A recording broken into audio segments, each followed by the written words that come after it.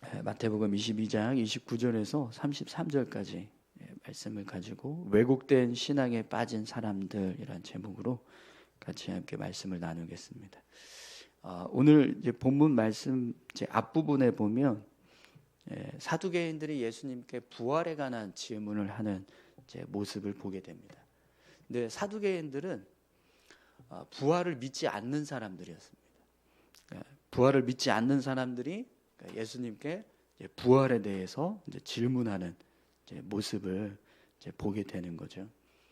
자신들이 믿지 않는 그런 어떤 성경의 진리를 예수님께 이제 물어보는 겁니다. 근데 이 물어보는 의도는 자신들이 믿지 않은 그 믿음 없는 모습을 예수님을 통해서 믿음 있는 모습으로 바꾸기 위해서 물어보는 게 아니라 부정하는데, 이 예수님이 이 질문에 대답했을 때 그 질문의 그 대답을 듣고 나서 그걸 어떻게 하면 꼬투리를 잡고 무기력하게 만들 수 있을까, 공격하기 위해서 질문하는 그런 의도를 가지고 예수님 앞에 나와서 질문하는 내용을 모습을 보게 됩니다. 특히 이 사두개인들이 오늘 이제 예수님께 질문을 던졌던 그 내용을 보면 부활에 대한 이야기를 할 때 굉장히 난처하게 만드는 난제 중에 하나입니다. 그러니까 풀리지 않는 그런 이제 질문을 가지고 답을 얻어낼 수 없는 아주 어려운 질문을 가지고 이제 예수님께 부활에 대해서 이제 질문을 하는 거죠. 여러분, 이 모습도 우리가 월요일 날 말씀을 나누면서 이제 말씀드렸지만 이 모습도요, 세상이 교회를 향해서 그리고 그리스도인들을 향해서 행할 때, 대적하거나 우리를 공격할 때 사용하는 방법 중에 하나입니다. 자신들은 믿지 않아요. 기독교의 진리에 대해서 부정합니다. 그런데 우리한테 증명해 보라고 이야기하는 거죠. 한번 설명해 보라고. 그러면 우리가 믿겠다, 이렇게 이야기를 합니다.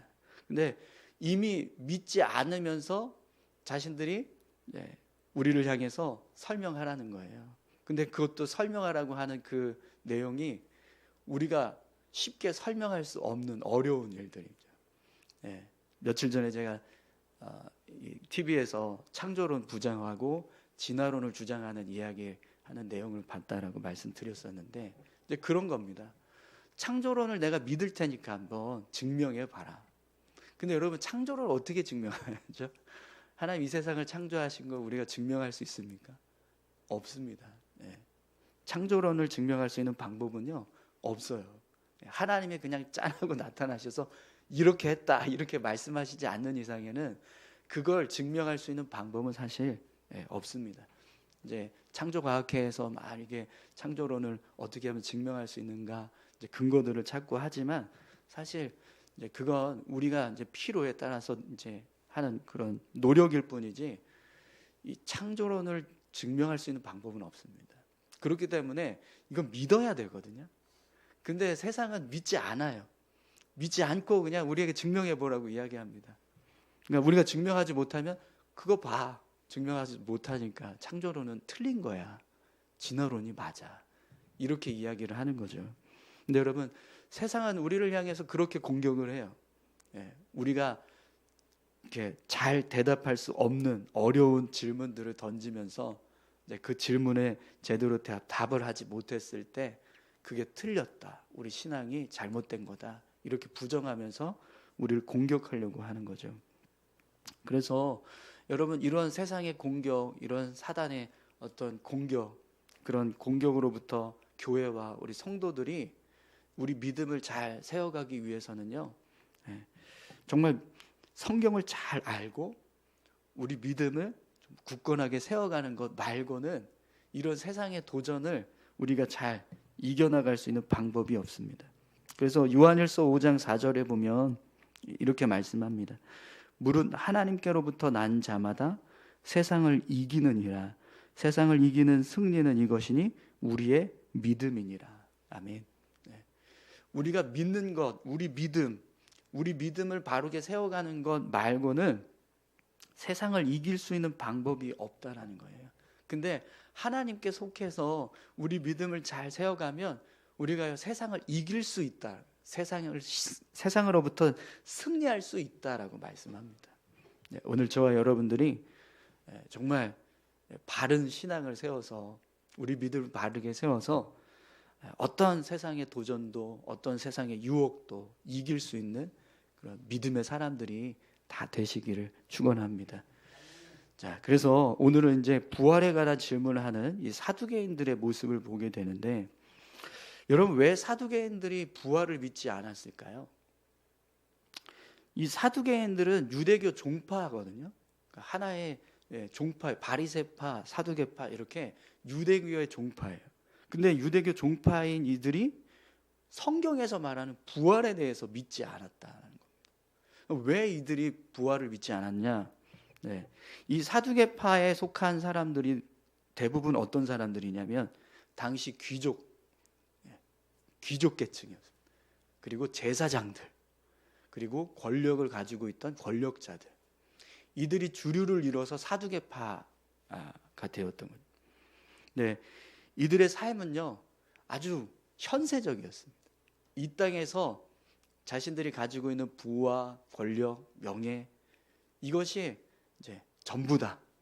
이걸 지키기 위해서 우리가 어떻게 해서든지 이 땅에서 잘 이제 살아야 된다. 이러면서 그러니까 말 그대로 여기가 좋사오니 이러면서 살았던 사람들이라는 거예요. 그래서 이들의 성향은요, 이들이 가지고 있던 신앙은 천국과 지옥을 부정합니다.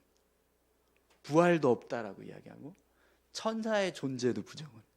그러니까 영적인 세계, 하나님께서 행하신 어떤 영적인 능력, 영적인 일들, 이런 모든 것들을 다 부정하는 거예요. 그냥 이 땅에서 삶을 살아가고 있는 이 모습이 하나님께 축복받은 모습이고 하나님을 섬겼을 때 오는 은혜다. 이렇게 이 땅에서 잘 먹고 잘 사는 것, 거기에만 치중해서 삶을 살아가는 거죠. 그러다 보니까 자연스럽게 영적인 세계에 대해서는 전혀 생각하지 않으면서 삶을 살아갑니다. 부활도 없고 천국과 지옥도 없고 천사들도 없고 이러면서 삶을 살아갔다는 거죠. 근데 여러분, 이 사두개파 안에 제사장들이 포함되어 있다는 게 너무 놀랍습니다. 제사장들은 성경에서 말씀하는 이런 중요한 일들을 다 믿고 그 말씀대로 살아야 될 사람들이잖아요. 근데 이들이 천국과 지옥을 부정하는 거예요. 하나님의 심판, 영적인 세계, 부활, 천사, 이런 존재들을 다 부정해버리는 그런 모습으로 삶을 살아가는 거죠. 도대체 어떻게 제사장이 이걸 부정을 할까? 근데 그들의 삶을 살아왔던 모습을 보면 이해가 돼요. 이들은요, 자신이 가지고 있는 부와 권력, 영광, 이걸 유지하기 위해서 어떻게 살았을까요? 온갖 불의한 일들을 행하면서 사는 거예요. 자신들의 그 권력을 지키기 위해서 다른 사람들에게 빼앗기지 않으려고 막 악한 일들을 일삼고 자신들이 가지고 있는 부를 축적하기 위해서 또 온갖 죄된 모습으로 삶을 살아가는 겁니다. 그럼 여러분, 이들에게는요, 내세가 있는 게 좋을까요? 없는 게 좋을까요? 없는 게 더 좋은 거예요. 이 땅에서 삶을 살아가는 것에만 치중을 해야 나중에 내가 죽어서도 이 내세가 있어서, 그러니까 천국과 지옥이 있어서 어디로 갈지 결정되는 그런 일들이 벌어지는 걸 생각하면 얼마나 두렵겠습니까? 자신들이 이 땅에서 삶을 살아가고 있는 그 모습만 보면 나중에 하나님 앞에 섰을 때 이건 뭐 불을 보듯 뻔하거든요. 하나님께 심판받아야 되니까. 그러니까 그런 천국과 지옥의 내세에 대한 이 생각들을 하면 두려운 거예요. 그래서 이들이 이 땅에서의 삶에 치중하고 이 땅에서의 삶을 주목하면서 살기 위해서는요, 자연스럽게 내세는 없는 게 좋은 거예요. 그래서 생각하지 않고 그냥 그곳에서의 삶에 대해서는 전혀 고려하지 않으려고. 그래서 일부러 부정을 하는 거예요. 성경에서 말씀하고 있는데도 부정을 하고 거부하고 이러면서 살았다라는 거죠. 그런 사람들이 지금 예수님께 부활에 관한 이제 질문을 하고 있는 겁니다. 여러분, 이들이 어떤 질문을 했는지 아시죠? 이 이스라엘 24절부터 28절에 이제 사두개인들이 예수님께 질문했던 내용이 나오는데요. 예.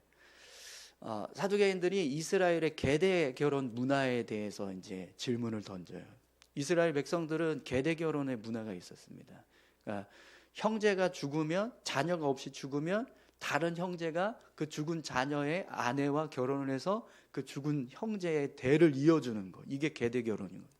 근데 7 형제가 있었는데 7 형제가 다 자녀가 없이 죽었고, 또 첫째 형제의 아내가 계대 결혼에 의해서 둘째, 셋째, 그래서 7째까지 결혼을 했는데 또 자녀 없이 다 죽은 거예요. 그리고 이 아내마저 죽었어요.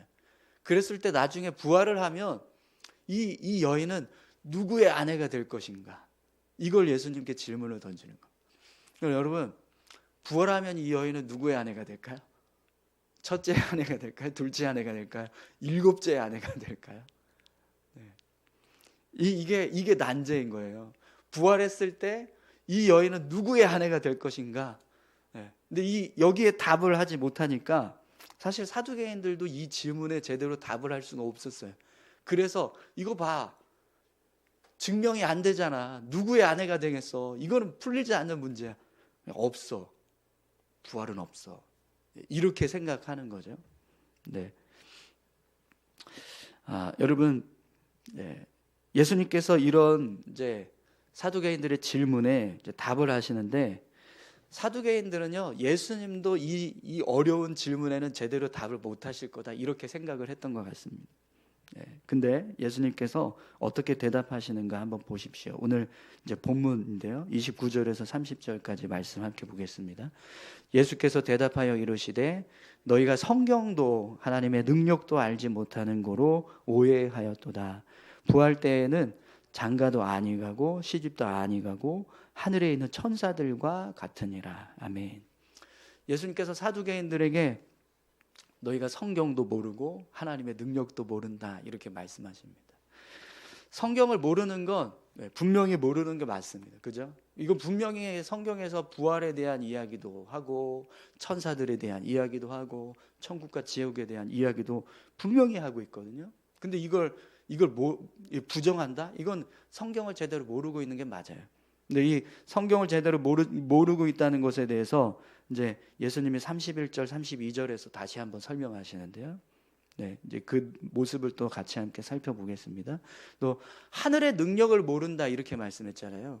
여러분, 하늘의 능력을 모른다라는 건 이들이 하나님의 능력을 모른다, 이렇게 말씀했는데, 하나님의 능력을 모른다는 건요, 이들이 하나님으로부터 어떤 영적인 은혜들을 전혀 경험하지 못한다는 거예요. 이 하나님의 능력을 알지 못하고라고 할 때 이 알지 못한다라는 뜻이 알다가 이제 체험을 통해서 아는 알을 의미하거든요. 그러니까 하나님께서 성경에 알려주시는 그냥 어떤 글을 통해서 보고 이렇게 말씀하셨구나, 이게 아니라 보여주시는 거예요. 경험하게 하시는 거예요. 여러분, 우리가 신앙생활을 하다 보면 성경에서 말씀하는 어떤 그런 은혜의 역사들, 그걸 우리가 직접 경험할 때가 있어요. 하나님께서 주시는 은혜로 내가 기도했는데 정말 하나님께서 응답해 주셔서 그런 하나님의 능력을 경험하게 하시는 일들이 우리 삶 가운데 있습니다.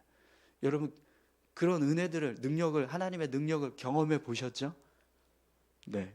우리가 살다 보면 정말 하나님께서 우리에게 하나님의 능력이 있다라는 걸 알게 하신단 말이죠. 근데 이들은요, 그걸 전혀 느끼지 못했다, 경험하지 못했다는 겁니다. 왜 그랬을까요? 그냥 이 땅에서의 삶을 살기 위해서 여기만 생각하고 여기서만 온갖 불의한 모습으로 하나님의 뜻과는 전혀 상관없이 삶을 살아가니까 하나님의 능력을 경험할 리가 없죠. 하나님이 그런 사람들에게 하나님의 능력을 알려주실 리가 있겠습니까? 하나님의 능력도 알지 못하니까. 그러니까 오해했다라는 거예요. 왜? 어떻게 오해했냐면, 사두개인들은 부활하면 우리가 이 땅에서 삶을 살아갔던 모습 그대로 똑같이 부활해서 똑같이 살 거다, 이렇게 생각한 거예요. 그러니까 누구의 아내가 되겠냐 이런 질문이 나올 수밖에 없는 거죠. 근데 예수님은 부활하고 나면 우리가 어떻게 산다고 말씀합니까? 장가도 아니 가고 시집도 아니 가고 천사처럼 살 거다 이렇게 천사와 같다 이렇게 말씀하십니다. 여러분, 이 천사와 같다라고 하는 이 말씀 우리가 이제 어떤 식으로 이해할 수 있냐면, 예수님이 부활하고 나서 부활체의 몸으로 행동하셨던 모습을 보면 어느 정도 이해가 돼요. 예수님이 부활하기 전에 제자들과 공생애 생활하실 때는 시간과 공간의 제약이 있었어요. 예수님의 행동하시는 모습 속에. 그래서 오병이어 기적사건을 일으키고 나서 제자들을 너희가 좀 건너편으로 가라 그러면서 배 태워서 먼저 보내셨잖아요. 그리고 예수님 한적한 곳에 기도하시다가, 근데 이 제자들이 배 타고 가는데 풍랑이 일어나서 막 시달리고 있으니까 예수님께서 어떻게 하세요? 제자들에게 가시는데 어떻게 가셨죠? 짠 하고 가셨나요?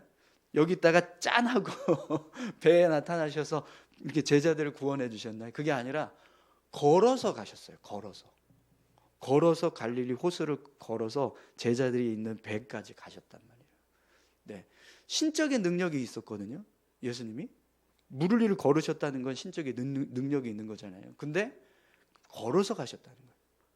아니, 신적인 능력이 있으신 분이 왜 걸어서 갑니까? 여기 있다가 여기로 그냥 순간 이동하시면 되죠.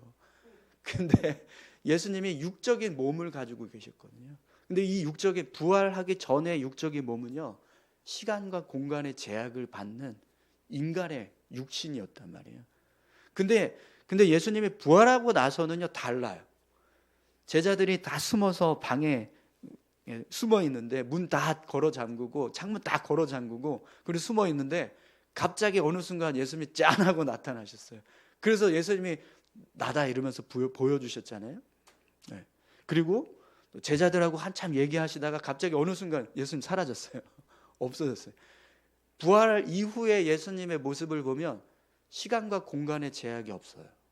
자유롭게 움직이신, 마치 천사처럼 그렇게 행동하시는 거죠. 네, 이 모습을 보면 이게 이 천사와 같다라고 하는 모습이 이런 모습이겠구나. 우리가 이걸 이제 알 수 있는 거죠. 또 이제 변화산에서 예수님 이렇게 변화되셨던 모습도 그런 부활체의 모습이 어떤 모습일지 우리에게 이제 알려줄 수 있는 그런 모습이 됩니다. 흰옷 입은 아주 하얀 광채가 나는 그런 모습으로 변화되셨다라고 성경이 우리에게 말씀하고 있는지요. 천국에 가면 우리가 그런 모습이 있다는 거예요. 여러분, 천국 가시면 우리가 천사처럼 살아갈 겁니다. 그러면 여기 가고 싶은 데 있으면 막 힘들게 막 어렵게 가는 게 아니고요. 뿅 하면 거기 가 있고 그런 일들이 일어난다는 거예요. 네, 이제 더하면 이제 2단 되니까 더 하진 않겠습니다. 네, 여기까지만 얘기하고 나중에 천국 가셔서 한번 경험해 보십시오. 천사처럼 우리가 있다는 게 어떤 모습일지 한번 경험해 보시기 바랍니다. 또 장가도 아니 가고 시집도 아니 간다 이렇게 말씀하셨는데, 우리가 부활하고 나면 장가가고 시집가는 일이 필요 없어요. 여러분, 이 장가가고 시집가는 이 일은 하나님께서 우리에게 왜 주셨죠? 생육하고 번성하라고 주신 겁니다. 그죠? 이 땅에서 생육하고 번성하라고 하나님께서 남자와 여자를 한 몸을 이루게 하셔서 한 가정이 되게 하셨단 말이에요. 근데 생육하고 번성하는 일은 이 땅에서만 필요하지 천국에선 필요하지 않아요. 우리가 천국 가면 거기는 생명이 넘쳐납니다. 하나님께서 주시는 생명력이 넘쳐나는 곳이에요. 그러니까 거기 가서까지 또 우리가 막 생육하고 번성해야 될 일이 없는 거예요. 이 땅에서만 필요한 모습인 거죠. 또 부부 관계는요, 생육하고 번성하라고 하시는 축복의 관계도 되지만 또 부족한 모습을 함께 채우라고 주신 돕는 배필의 의미도 있습니다. 아담이 홀로 독처할 때 하나님께서 그 모습이 보기에 좋지 않아서 하와를 내가 지어줘야겠다. 그래서 하와를 지어주시고 두 사람이 한 가정을 이뤄서 서로 돕게 하시는 그런 모습으로 부부 관계를 세우셨거든요. 근데 천국 가면 여러분, 우리가 부족한 게 있을까요? 혼자 사는 게 외롭고 막 부족해서 막 슬프고 그런 모습이 될까요? 아니요. 천국은 모든 게 다 충만한 모습. 하나님으로부터 오는 은혜로 충만하기 때문에 거기선 부족함이 없습니다. 그러니까 서로 돕는 관계가 필요하지 않아요. 그래서 시집도 가지 않고 장가도 가지 않는다, 이렇게 말씀하는 거죠. 그러니까 천국에 가면 지금 이 땅에서 우리가 삶을 살아가고 있는 모습과는 전혀 다른 모습으로 삶을 살아가게 될 겁니다. 그리고 이 땅에서는 필요했지만 천국에서는 전혀 필요하지 않고, 이 땅에서는 할 수 없었지만 천국에 가면 할 수 있는 일들이 정말 무궁무진하게 많이 펼쳐지게 될 거라는 거죠. 여러분, 어떤 모습일지 명확하지는 않습니다. 그러나 분명히 우리가 천국에 가면 지금 우리가 있는 이 모습 그대로 가는 게 아니라 달라질 겁니다. 부활체의 모습은요, 완전히 다른 모습이라는 거예요. 이걸 사두개인들은요, 제대로 몰랐다라는 겁니다. 그러니까 성경을 모르니까, 또 하나님의 능력을 알지 못하니까 이렇게 부활하게 된다라는 걸 전혀 알지 못하고 그냥 오해한 거죠. 이대로 이 땅에서 사는 그 모습 그대로 부활할 거다, 이렇게만 생각을 한 거예요. 또 예수님께서 성경에 대해서 이제 말씀을 하시는데, 여러분 뭐라고 말씀하시는가 한번 보세요. 31절 32절입니다. 죽은 자의 부활을 논할진대 하나님이 너희에게 말씀하신 바 나는 아브라함의 하나님이요 이삭의 하나님이요 야곱의 하나님이로라 하신 것을 읽어보지 못하였느냐. 하나님은 죽은 자의 하나님이 아니요 살아있는 자의 하나님이시니라 하시니. 아멘. 예수님께서 지금 이제 말씀하시는 내용을 보시면 이 사두개인들이 너무나 잘 알고 있는 이야기를 하세요. 나는 아브라함의 하나님이요 이삭의 하나님이요 야곱의 하나님이로라 하는 이것을 읽어보지 못하였느냐, 이제 성경에서 이거 보지 못했냐, 이렇게 말씀하시는 건데, 이 말씀은요 사두개인들은 너무나 잘 알고 있는 말씀이었어요. 이 말씀이 어디서 나오냐면 출애굽기 3장에서 모세를 하나님께서 부르실 때 이렇게 말씀하시거든요. 모세를 부르시면서 나는 아브라함의 하나님, 이삭의 하나님, 야곱의 하나님이다, 이렇게 말씀하시거든요. 그러니까 모세를 부르시는 이 모습을 사두개인들이 모를 리가 없어요. 특히 제사장들은 이걸 모를 리가 없어요. 너무나 잘 알고 있는 말씀이라는 거죠. 근데 너희들 이거 성경에서 못 봤냐라는 거예요. 근데 여러분, 왜 이 말씀을 하셨냐면, 하나님은 죽은 자의 하나님이 아니요 살아있는 자의 하나님이시나, 이렇게 말씀하셨잖아요. 근데 죽은 자의 하나님이라면 성경에 하나님을 어떻게 기록하는 게 맞아요? 여러분, 아브라함, 이삭, 야곱은 죽은 사람이에요, 살아있는 사람이에요? 이 땅에서는 죽었지만 천국에서는 살아있어요. 그죠? 그러니까 성경에서 하나님을 어떻게 말씀하냐면 나는 아브라함의 하나님, 이삭의 하나님, 야곱의 하나님이다, 이렇게 말씀하세요. 근데 죽은 자의 하나님이 아니라 살아있는 자의 하나님이라고 한다면, 그리고 부활이 없다면 성경은 하나님을 가리킬 때 아브라함의 하나님이셨던 하나님, 이삭의 하나님이셨던 하나님, 야곱의 하나님이셨던 하나님, 이렇게 기록하는 것이 맞습니다. 왜요? 그들은 죽고 없으면 더 이상 하나님은 그들의 하나님이 될 수 없으니까요.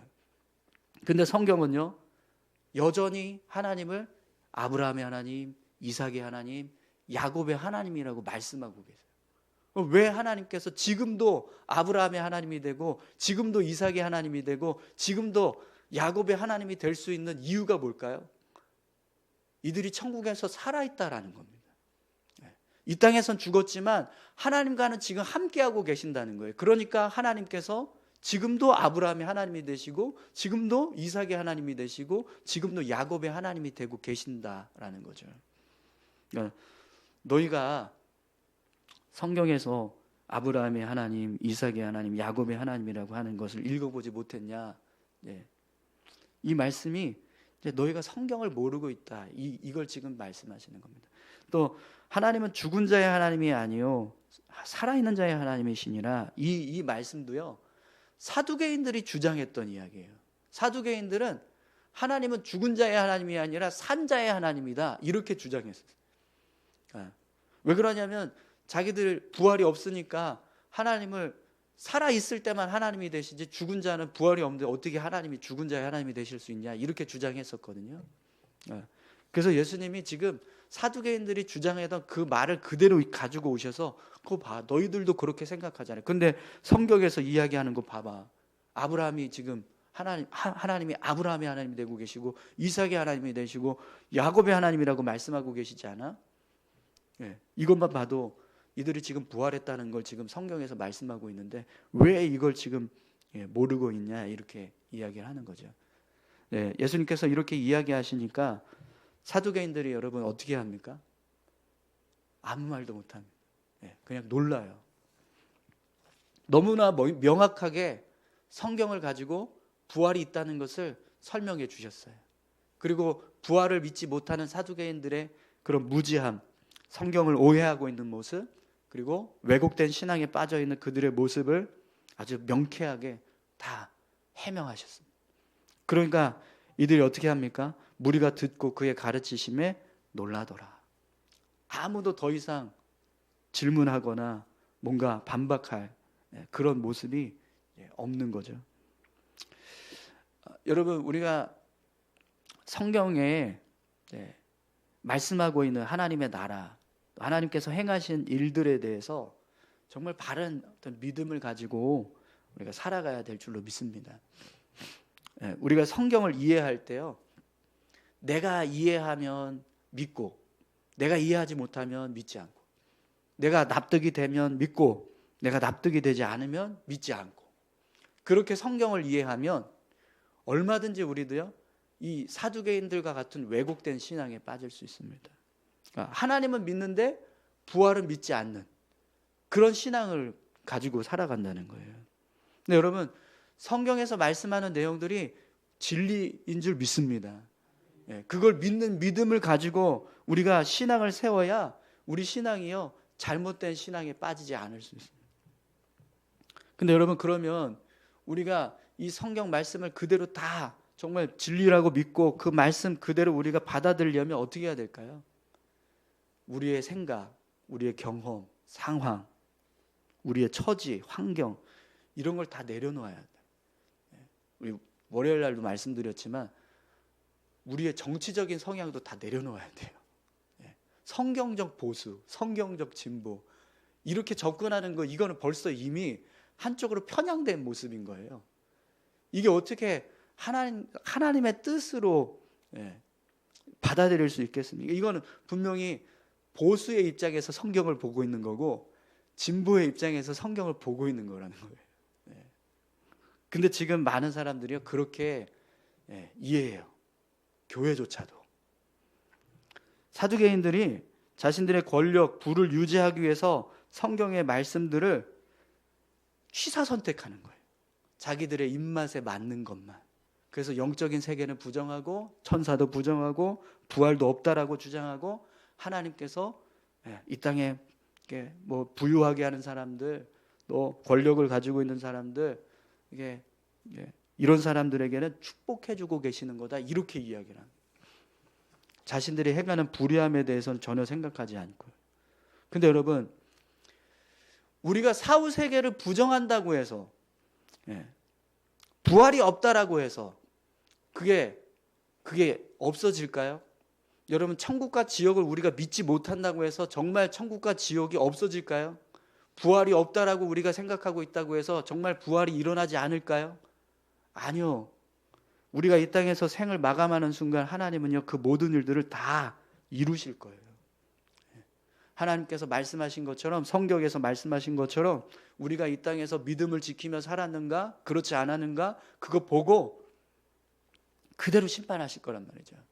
그러면 여러분, 이 사두개인들은 어떻게 될까요? 불을 보듯 뻔합니다. 그들은요 심판받을 거예요. 이 땅에서 부, 명예, 권력 이것만 추구하고 내세에 대해서 전혀 생각하지 않고 이 땅에서의 삶, 여기가 좋사온 이러면서 살았던 사람들은요 결국 거기 가면 다 지옥 가는 겁니다.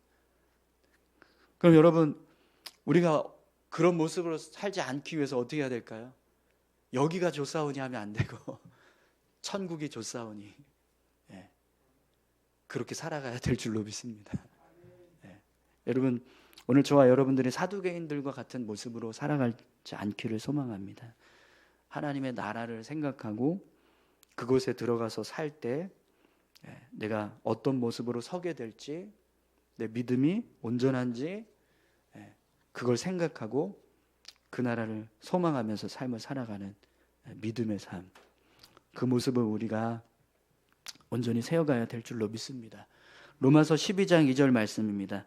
너희는 이 세대를 본받지 말고 오직 마음을 새롭게 함으로 변화를 받아 하나님의 선하시고 기뻐하시고 온전하신 뜻이 무엇인지 분별하도록 하라.